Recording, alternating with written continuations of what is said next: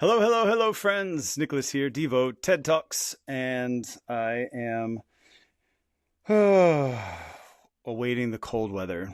So you'll be catching this 4 or 5 weeks later than what I'm recording it.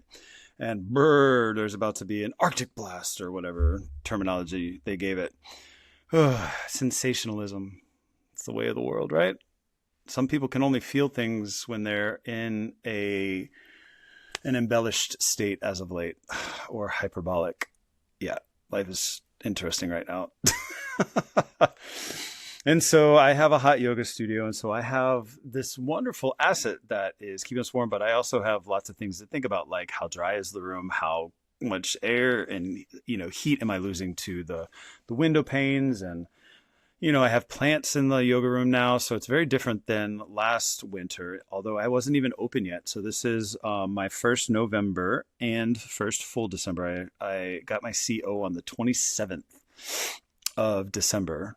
And so that's still little ways away, but I technically opened on January 1st. And yeah, there's a lot of considerations, but like, this isn't that much of a strange thought. So from an Ayurvedic perspective and yoga, honestly, there's going to be qualities in these external forces that are impacting us, whether it's the cold air, the dryness of the air, the wind itself blowing on us, the pressure of the system, but also the season that it's in. And so these things may be impacting us, through our dosha, or things that, are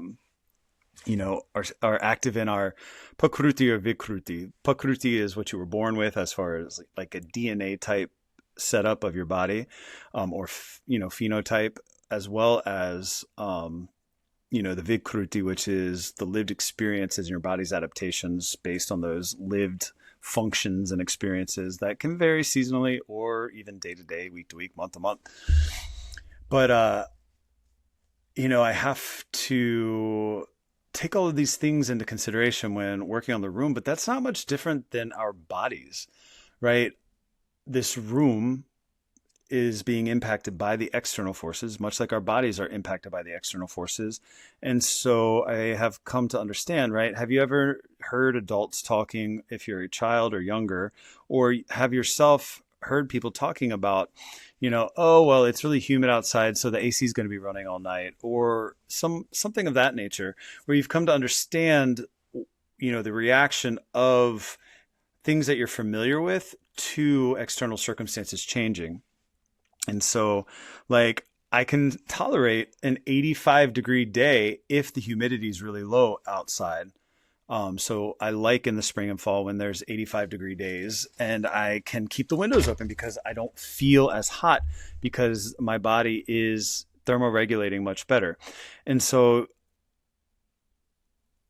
this conscious awareness of the different external factors, whether the weathermen or women get them right or not, have deep impacts on our experiences, whether it's feeling hot or feeling cold or feeling copacetic and sattvic and just in the middle, or whether we need to make changes in our environment, like, oh, it's really humid, so I'm going to have to close and do the AC, right? And some nights I can keep the windows open like I did last night, but I kept all the other windows in the house closed so that all the animals stay warm, but I had a little breeze through my window into my bedroom, and then I just left my door a little bit less cracked.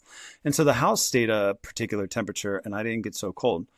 Conversely, I left the windows open one night a month ago, and it was cold. It was very cold in the house when I got up, and I had to turn the heat on when I got up. And so sometimes you get it right, sometimes you get it wrong, and sometimes the weather people do too.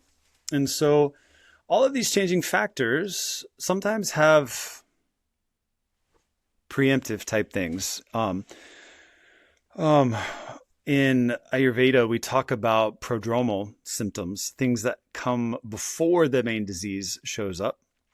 And similarly, the outside has these same signs prodromally, before the event, that tell us it's coming. Like, I have kind of gotten used to what it feels like right before a hurricane comes through our area. Like, there's a certain feel and way that the outside is.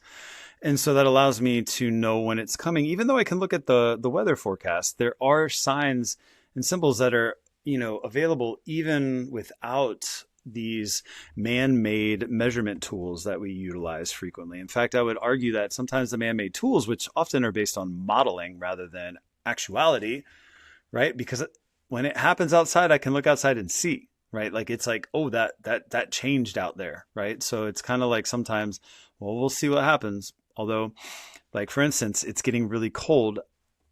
They're saying there's an Arctic blast coming. And it is supposed to get really cold tonight. So it's going to go below freezing. So with that freeze, I know that I need to bring my plants in. And so sometimes the signs and signals are good, right? Like sometimes I hedge my bets. If it gets to 32, I know that the plants themselves probably won't go below freezing. But when it goes below 30, I know for sure that it will. And so with the potential that there is going to be a sub 30 night, and I'm talking with our Fahrenheit versus Celsius temperatures in our country. I know that I need to bring stuff in because they will freeze, and plants that are sensitive will die. But throughout the next several days, other than tomorrow night, which might be 33, I would hedge my bets on that being up close to the house, the plants would be fine because the bricks will hold heat. And so it'll create a little bubble of temperature difference versus the actual air itself, and where they do a lot of their measurements, which is outside and open fields or the likes.